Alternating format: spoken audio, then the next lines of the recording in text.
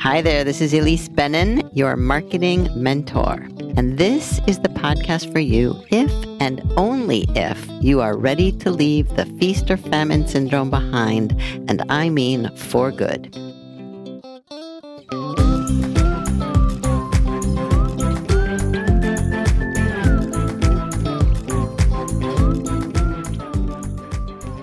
Happy 2023, y'all. It's a new year, which means a fresh start, which means it's time to shake things up a bit and try some new things in this laboratory that is my business. More on that idea in today's episode. For 2023, I will, of course, continue to do interviews with creatives who are practicing what I preach, but I will also alternate those interviews with monologues in which I will share what I'm reading, thinking about, and how I'm connecting the dots of my own business to make it what I want it to be. So I hope you will listen and learn.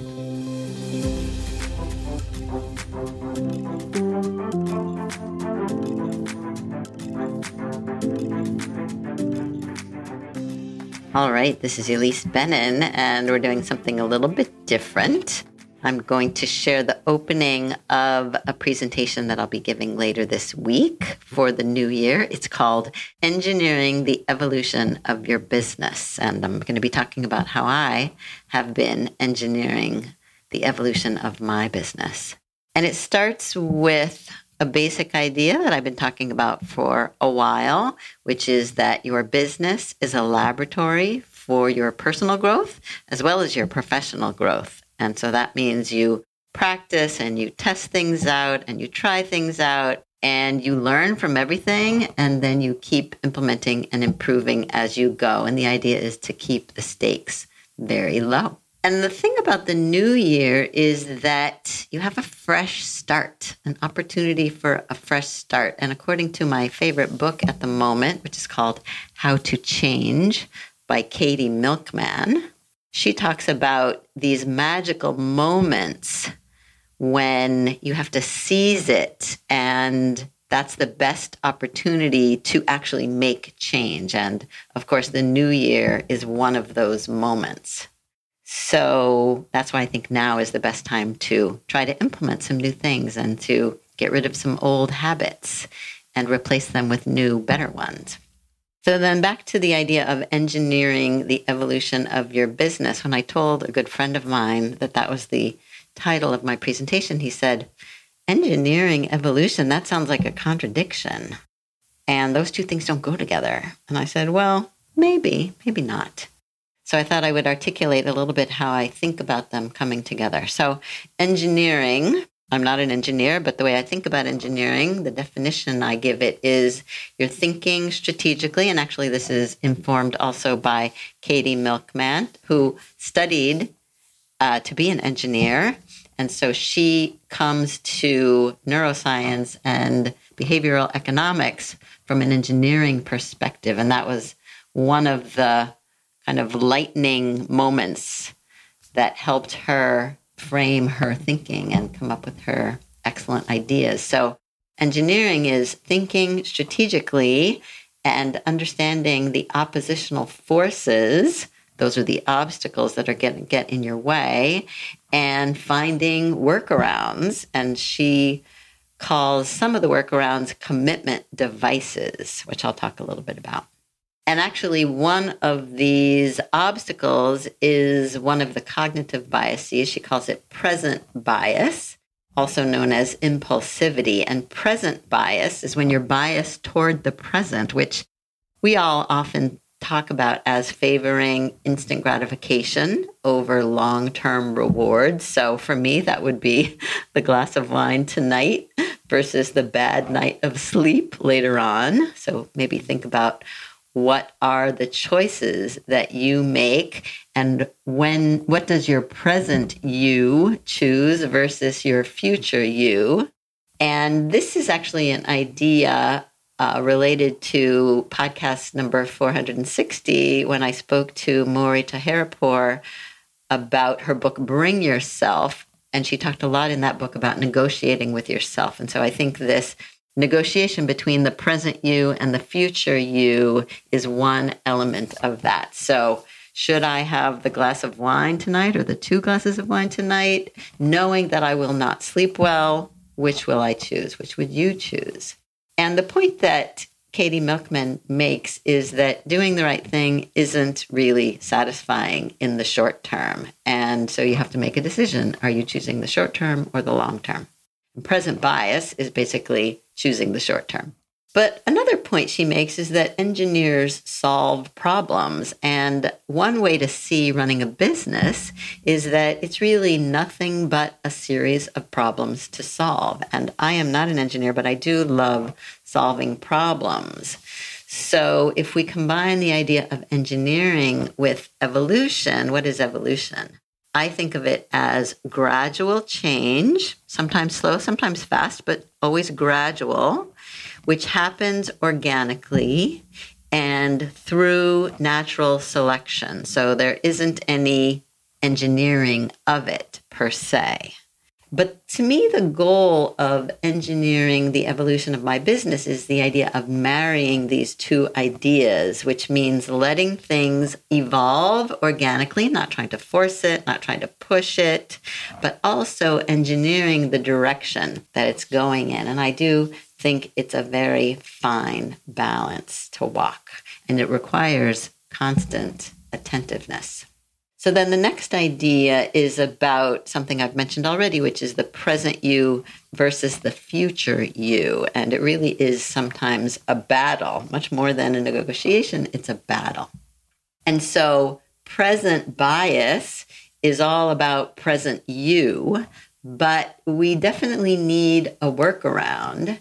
And to me, the antidote to present bias, because this is something that we're wired to have a bias toward the present, which doesn't mean we can't change it or do anything different, but it has to be very conscious.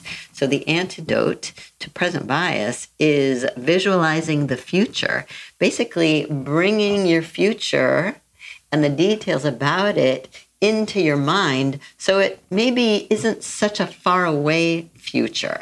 And so this is really a nice argument for why it makes sense to take time at the beginning of the year, especially when there's some magical moments happening, to visualize the future you want, which isn't to say that it will just happen. There's effort required, obviously.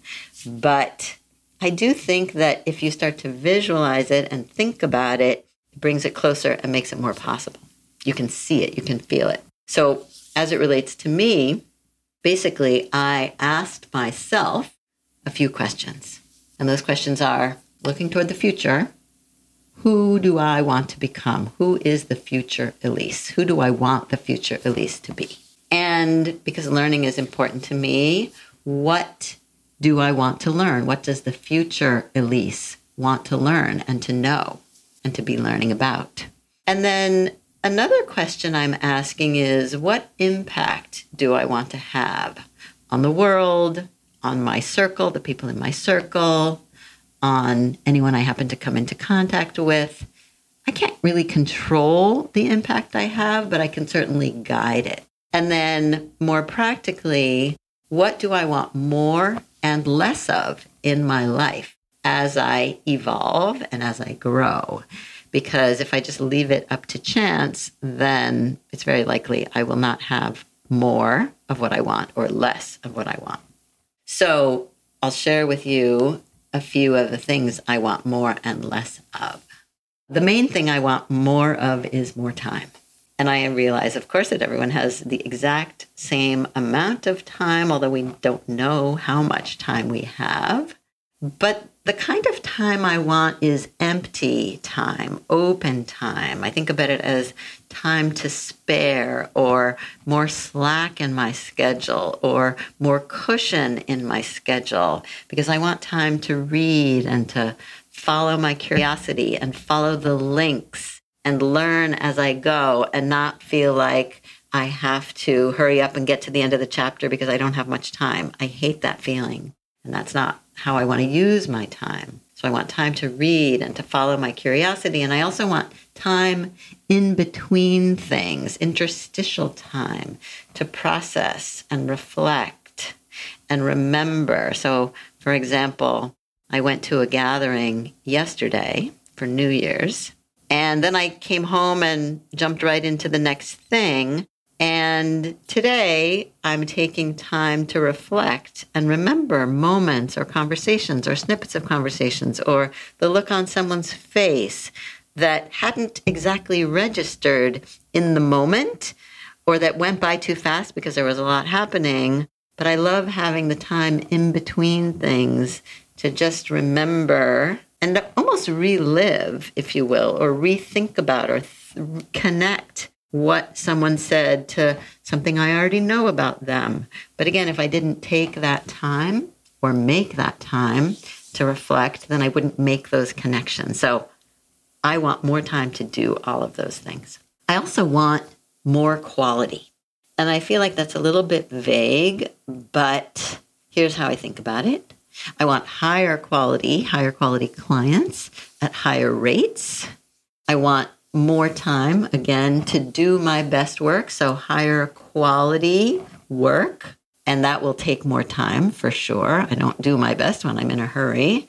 And I just want a general better quality of life, whatever that means to me. And it kind of changes every day, but I keep getting more and more details about what that could be the more I think about it. What do I want less of? I want less pressure. I want no more rushing. I did actually make a resolution last year to never rush again. And so far it's been pretty good. I think there have been a few little rushing moments, but in general, no more rushing, no more cramming, trying to cram things into a small amount of time. I don't do my best work. That links back to the idea of quality, low quality versus high quality, and no more dreading. I don't want to dread anything ever again either. So just wrapping up here, a few more thoughts. The idea that going back actually to the idea of your business is a laboratory for your personal growth, for your professional growth. And what that means also is that experiments beget other experiments, which beget other experiments, on and on and on, not just a one-time thing, until something sticks. And that's what I've been experimenting with in my laboratory, which is my business. And so I think I will just leave it there. That's one of the things I'm thinking about, a few of the things I'm thinking about as we begin 2023. And there will be more of these, let's call them monologues, on the podcast. As some people have said, we love your interviews, but we want more of you and what you're thinking. So I'm trying to listen to the market, as I often do, and give the market what it is asking for. So if you like this, please do let me know. Reach out to me at Elise@marketing-mentor.com. If you have questions or other ideas you want me to think about or talk about or reflect on, I am open to them. So thanks so much, and Happy New Year. I enjoyed that. I riffed and improvised a bit on this new presentation. I hope it was helpful and gave you some things to think about. As for a baby step, I would suggest thinking about and making a list of what you want more of and what you want less of in your life and in your business. Articulating and visualizing it just might move you a little closer to making it happen. So try it. So did you learn a little something? I hope so, because that's how this works. One baby step at a time. Before you know it, you'll not only eliminate feast or famine, you'll also have better clients with bigger budgets. Speaking of better clients, they're probably not going to fall in your lap. That's why I am so thrilled to share the brand new and totally revamped 2023 Simplest Marketing Plan, which outlines the 3 most effective marketing tools. If you want to build a thriving business on your own terms, this lays out the path. All you have to do is follow. Plus, you'll be invited to my monthly office hours gathering, where you can meet, network with, and learn from like-minded, self-employed creatives who are practicing what I preach and taking control over their business and their life. Some are calling it my tribe, and you are welcome to join. Find it all in the Marketing Mentor shop at marketing-mentor.com. I'll be back soon with more conversations with creative professionals who are doing what it takes to ditch the feast or famine syndrome. See you next time.